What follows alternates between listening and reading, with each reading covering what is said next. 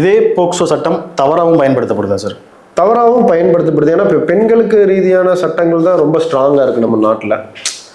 So தவறாகவும் ஒரு சில இடத்துல வந்து பயன்பட தான் செய்யுதுங்க. இப்போ இந்த போக்சோ வழக்கில் வந்து பாதிக்கப்படுற நபர்களுடைய ஐடென்டிட்டியே வந்து ஃபர்ஸ்ட் ஆஃப் ஆல் வந்து வெளியே விடக்கூடாது. இப்போ நீங்கள் உதாரணத்துக்கு நீங்கள் ஒரு மர்டர் கேஸோ இல்லை நீங்கள் ஏதோ ஒரு கஞ்சா வழக்கு இந்த மாதிரி ட்ரக்ஸ் வச்சு மாட்டிக்கிட்டாங்க, இந்த மாதிரி இங்கே இந்த கொலை நடந்துருச்சுலாம் நீங்கள் நியூஸ்லாம் பார்ப்பீங்க.